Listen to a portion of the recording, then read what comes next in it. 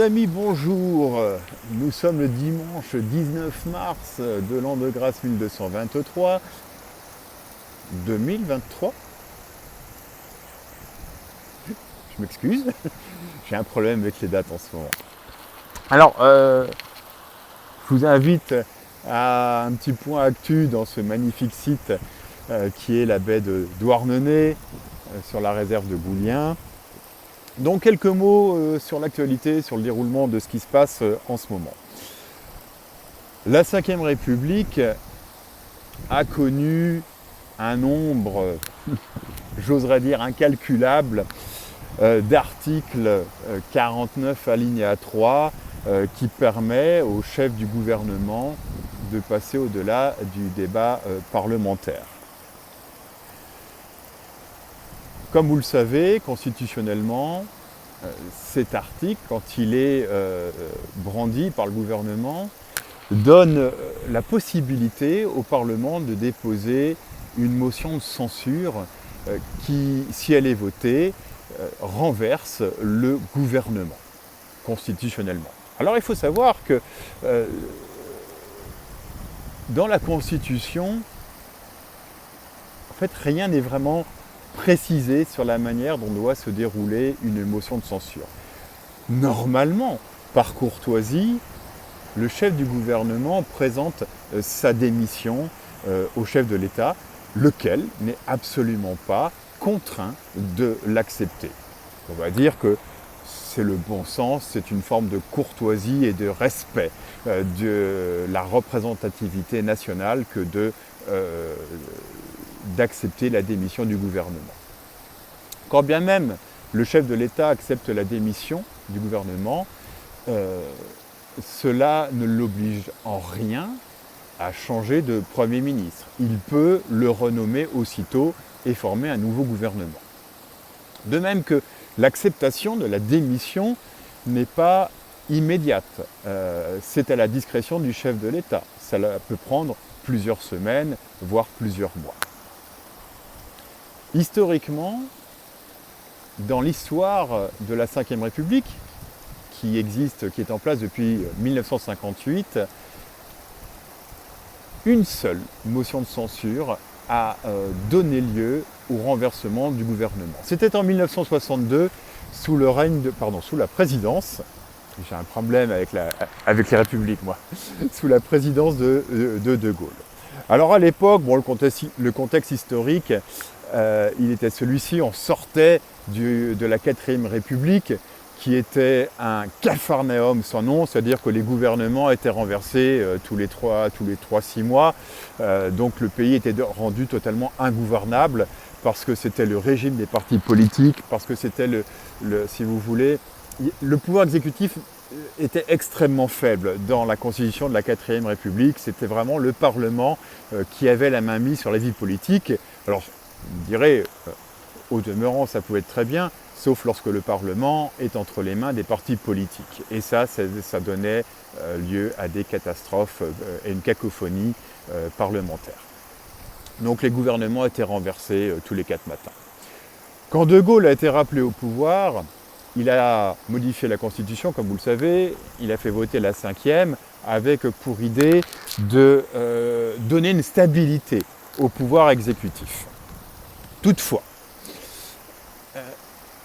cette stabilité du pouvoir exécutif, elle ne garantissait pas de passer, d'anéantir, si vous voulez, le poison du régime des partis politiques, ce que De Gaulle exécrait par-dessus tout.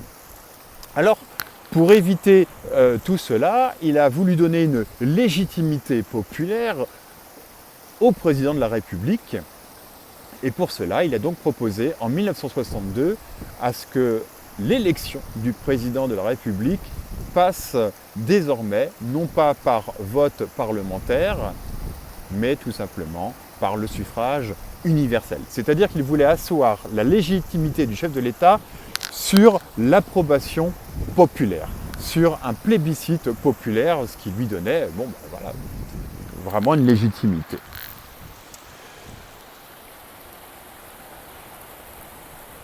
Autant vous dire que si le peuple était plutôt favorable à cette modification constitutionnelle qui était proposée par le chef de l'État par voie référendaire, il y en a qui n'étaient pas tout à fait de cet avis. Devinez qui? Eh bien les partis politiques, et notamment les parlementaires. C'est ce qui fait que quand la proposition de loi pour un référendum est passée, enfin pour une modification constitutionnelle, pardon, est passée, ça a été refusé par le Parlement et il y a eu le vote d'une motion de censure et le gouvernement de Georges Pompidou à l'époque a donc été renversé. Georges Pompidou a présenté sa démission immédiatement, mais elle n'a été acceptée que bien plus tard par le général de Gaulle, puisque celui-ci entre-temps a dissous l'Assemblée nationale et a provoqué donc des élections qui ont eu lieu dans le mois qui suit, puisque les élections doivent avoir lieu immédiatement. Le nouveau Parlement qui a été élu était à l'avantage à nouveau du général de Gaulle, lequel a pu faire passer ensuite par voie de référendum la modification constitutionnelle. Donc voilà un petit peu l'histoire de la Ve République par rapport aux motions de censure. Alors qu'en est-il pour demain? Depuis 2022, depuis la fin 2022, ça fait plusieurs vidéos où je vous dis que je vous présentais le fait que nous étions sous une forme de crise constitutionnelle, et ceci à la faveur du semi-carré entre Jupiter et Pluton, pour celles et ceux qui suivent le mouvement des astres, dans le ciel. Jupiter et Pluton représentent littéralement les assises institutionnelles, représentent le droit, tout simplement. Voilà. Donc ce semi-carré est toujours actif, là, il est en place depuis l'été dernier, et là il est en train de vivre ces dernières semaines. Nous arrivons sur le printemps, avec l'équinoxe de printemps. L'équinoxe de printemps qui au niveau astrologique est toujours un moment, un carrefour, un grand virage, qui peut donner lieu à des événements assez spectaculaires. Alors, doit-on s'attendre pour demain? Vous savez qu'il y a 2 motions de censure qui ont été déposées. Doit-on s'attendre à un renversement du gouvernement, à une démission d'Elisabeth Borne, et à une dissolution du Parlement, etc., etc., etc. C'est vrai que le contexte astrologique pourrait s'y prêter, d'autant que nous sommes à la veille de 2 événements majeurs. Le passage de Pluton dans un nouveau signe, dans le signe du Verseau. Et quand Pluton change de signe, en général, ça tonne dur, puisque tout simplement, Pluton est une planète très lente. Là, elle va rentrer dans le signe du Verseau, cette planète, et elle va y rester 20 ans. Donc c'est long, c'est un temps long. Ce qui fait que chaque fois qu'elle change de signe, c'est une nouvelle énergie. C'est un nouveau paradigme qui se met en place, et ça peut donner lieu à des transformations profondes. Je dois quand même préciser que Pluton, s'il rentre en Verseau là, la semaine prochaine, il ne va pas y rester de manière définitive. Il va faire des allers-retours entre le Verseau et le signe du Capricorne, et ce jusqu'en 2024, jusqu'à l'automne 2024. Ce sera au mois de novembre 2024 que Pluton fera son entrée définitive, cette fois-ci, dans le signe du Verseau, et ceci pour 20 ans. Deuxième événement, donc, c'est aussi l'équinoxe de printemps qui va avoir lieu là, demain. C'est ça, oui, demain soir, donc au moment du vote de la motion de censure. Et en plus, c'est une nouvelle lune. Alors autant vous dire qu'effectivement, on pourrait s'attendre à ce qu'il y ait quelque chose de spectaculaire qui puisse arriver, comme le vote de la motion de censure. Écoutez, chers amis, nous verrons bien. Personnellement, quand je regarde un petit peu ce qui se passe dans le mouvement des astres, je vous avouerai franchement, malgré tout le plaisir que j'aurais à constater ce renversement du gouvernement, enfin, en tout cas le vote de cette motion de censure, j'avoue que je ne pense pas qu'elle passe, pour tout vous dire. J'espère, mais je ne suis pas certain. Je ne suis pas certain parce que pour moi, cette crise constitutionnelle que nous vivons actuellement, enfin c'est pas une crise constitutionnelle, mais cette crise institutionnelle, certes elle est présente, mais ce n'est pas la définitive. Je vous l'ai dit lors de ma dernière vidéo et lors du dernier post que j'ai mis la semaine dernière. La vraie crise institutionnelle, pour moi, elle arrive en 2024. Quand les planètes Jupiter et Saturne seront au carré, et d'ailleurs au même moment où Pluton fera son entrée définitive dans le Verseau. Alors ça ne veut pas dire que tout va être rose. Bien sûr, il va y avoir des difficultés, les mouvements sociaux vont continuer. Je pense toutefois que ça devrait se calmer là dans les semaines qui viennent. Comment les choses vont se passer, je ne peux pas vous dire, mais j'ai quand même la sensation que globalement, Macron doit parler demain ou après-demain. J'ai la sensation qu'il va, je ne sais pas, peut-être couper la poire en deux, trouver un compromis. Je ne sais pas ce qui va se faire, mais il va essayer de calmer le jeu. Et à mon sens, il devrait pouvoir y arriver. Elisabeth Borne peut rester, cela étant, ses jours sont comptés. Si je devais faire un pronostic, pour moi, ça fait depuis l'année dernière, je vous disais, le Premier ministre, Elisabeth Borne, est protégée au moins jusqu'au printemps 2023. Et si elle doit quitter le gouvernement, à mon sens, ce ne serait pas avant le mois de mai. Bon, vous savez, à quelques semaines près, on verra bien comment les choses vont se passer. Alors concernant l'entrée de Pluton dans le signe du Verseau, à quoi doit-on s'attendre? Eh bien, vous savez, la dernière fois que c'est arrivé, c'était il y a 245 ans. C'était à l'époque des révolutions françaises et américaines. Donc effectivement, l'irruption, l'entrée de cette planète, qui est la planète de la transformation dans le signe des révolutions, est quand même un signal d'un climat révolutionnaire ou en tout cas pré-révolutionnaire. Ce climat révolutionnaire va être accentué notamment l'année prochaine, en 2024, avec la conjonction de Jupiter et d'Uranus, Uranus qui est la planète des révolutions.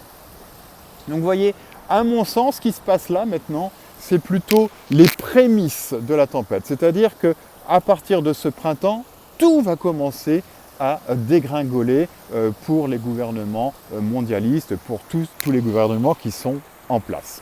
Enfin, une autre chose. Tout ce qui a à voir avec Pluton est de l'ordre aussi des choses cachées, des choses souterraines et de la finance mondiale. La dernière fois que Pluton a changé de signe, c'était en 2008, quand Pluton est rentré dans le signe du Capricorne. Et 2008, si vous vous en souvenez, c'était le moment de la faillite bancaire, de cette faillite qui a donné lieu à une crise financière mondiale, la faillite de la banque Lehman Brothers. Une autre crise financière, enfin c'était pas une crise financière, une autre modification financière a eu lieu quand Pluton avait fait son entrée dans le signe de la Balance, qui est un autre signe d'air. C'était en 1972.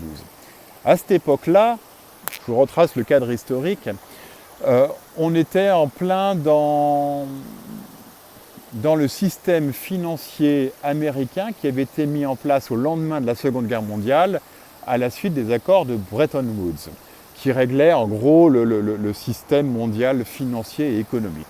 Alors les accords de Bretton Woods, je vous la fais rapide, ça donnait lieu au plan Marshall, c'est-à-dire que les États-Unis ont donné des dollars, ont donné de l'argent aux pays européens afin qu'ils puissent se reconstruire, de sorte de pouvoir réamorcer la pompe du commerce international.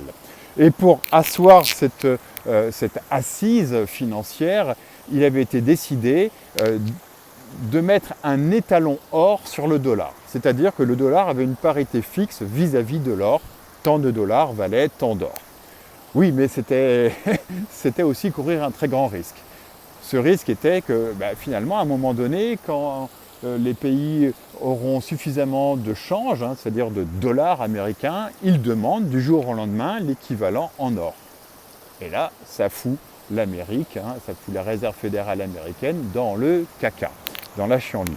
Alors c'est pour ça qu'en 1972, au moment de l'entrée de Pluton dans le signe de la Balance, l'étalon or du dollar a été abandonné au profit d'un système flottant. Vous voyez, il y a un lien dans tout ça. Tout est en train de se dérouler. Les choses doivent être changées. Les choses doivent être transformées. Et c'est à partir de ce printemps que tout va devoir se remettre en place. Et pour qu'elle se remette en place, il va falloir une dégringolade.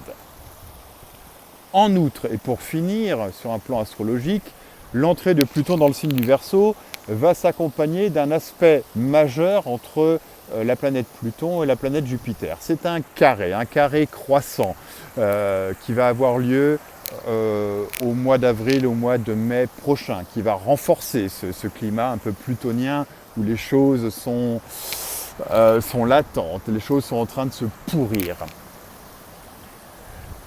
Ce carré entre Jupiter et Pluton est aussi dans la dynamique astrale quelque chose qui devrait faire réémerger des choses qui se sont passées en 2020.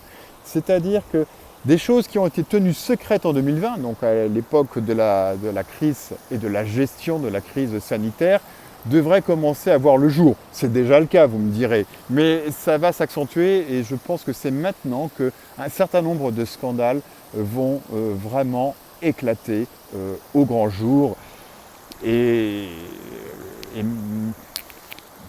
installer une défiance de plus en plus forte vis-à-vis des gouvernements mondialistes. Voilà ce que je pouvais vous dire. Je ne vais pas aller plus loin, l'essentiel est là, et puis je ne sais pas comment exactement les choses vont se mettre en place, mais le climat, il est celui-ci. Là, on est sur un pourrissement et un effondrement qui va commencer à partir de demain, donc à partir de ce printemps 2023 et de l'arrivée de Pluton dans le signe du Verseau. Je vous souhaite à toutes et à tous un excellent dimanche, et puis une très bonne semaine, et puis surtout un très bon printemps, parce que les choses se mettent en place. On ne lâche rien.